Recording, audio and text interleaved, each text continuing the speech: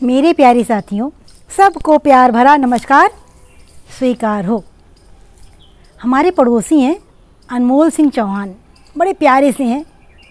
ये थाना इंचार्ज हैं, पुलिस डिपार्टमेंट में हैं और ये हमें अब दीदी कहते हैं। हमारे छोटे भाई हैं।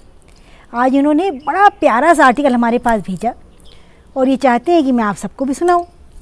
तो इन्होंने अपनी मम्मी के लिए लिखा। ठीक, कहते हैं माँ का पल्लू। किसी से पूछा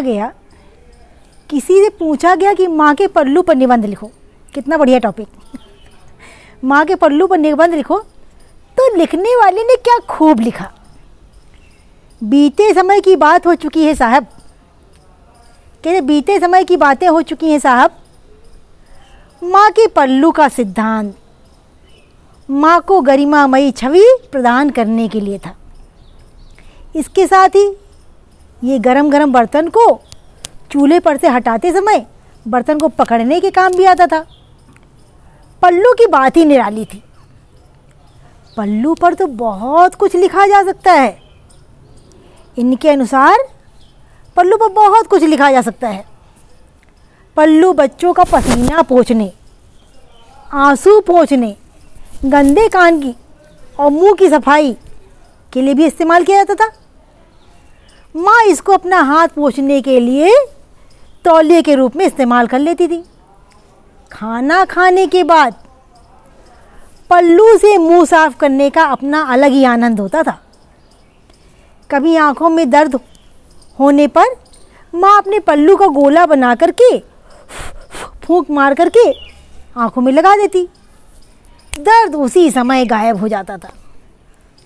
माँ की गोदी में सोने वाले बच्चों के लिए उसकी गोद गद्दा और उसका पल्लू चादर का काम करता था।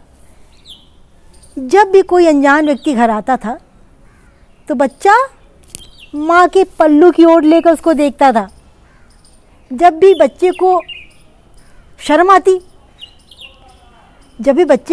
आती तो पल्लू में अपना मुंह ढककर छुप जाता था। जब बच्चों को बाहर जाना होता तब माँ का पल्लू एक मार्गदर्शक का काम करता था। पल्लू पकड़ लिया, पीछे पीछे चले गए। मार्गदर्शक का काम करता था। जब बच्चे ने पल्लू थाम रखा होता था तो सारी कायनात उसकी मुट्ठी में होती थी।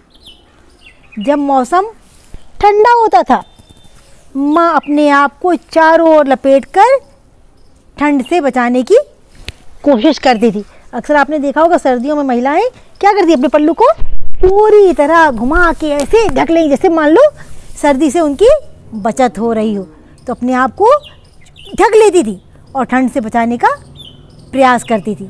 और जब बारिश होती माँ पल्लू ढक लेती थी।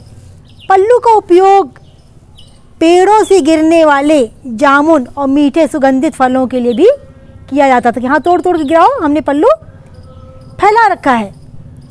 पल्लू में धान प्रसाद भी संकलित किया जाता था।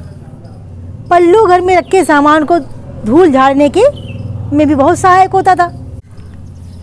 कभी कोई वस्तु खो जाए तो एकदम से पल्लू में गांठ लगाकर निश्चिंत हो जाता कि जल्द ही मिल जाएगी। इस पर मुझे याद आया, एक बार मैं ससुराल में थी तो मेरे कानों का बाला खो गया।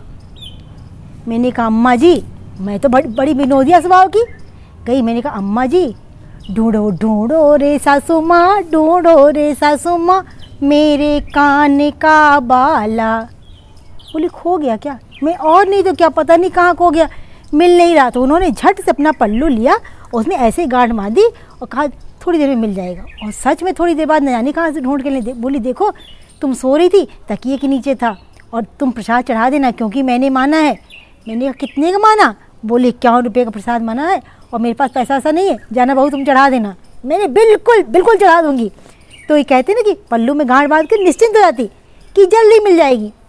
पल्लू में गांठ लगाकर माई चलता फिरता बैंक या तिजोरी रखती थी। और अगर सब कुछ ठीक रहता था तो उसी बैंक से कभी कभी कुछ पैसे भी मिल जाते थे। मुझे नहीं लगता कि विज्ञान पल्लू का विकल्प कभी ढूंढ पाएगा। पल्लू कुछ और नहीं, एक जादुई एहसास है। पुरानी पीढ़ियों से संबंध रखने वाले अपने माँ के इस प्यार और स्नेह को हमेशा महसूस करते रहें, जो कि आज की पीढ़ियों की समझ में शायद गायब हो चुका है। क्योंकि आपकी मम्मी तो जीन्स टॉप पहनती है, कहाँ से लाए भाई पल्लू। तो ये कहते हैं कि अपनी माँ का और माँ का पल्लू इनको बहुत याद आ रहा है। कहते हैं ये मेरी माँ की ममतामयी यादें हैं। अच्छा, अब आप लोग ये बताना, क्या आप लोग की भी माँ अनमोल भैया की माँ की तरह ऐसा काम करती थी? क्या आप लोग को भी अपनी माँ के पल्लू का सुख जैसा कि अनमोल भैया को मिला है, आपको भी मिलता था? अगर मिला हो तो भाई कमेंट बॉक्स में हमें ज़रूर लिखें। हमें आपके सबके कमेंट्स का इंतज़ार रहेगा। सबको टाटा बाय बाय।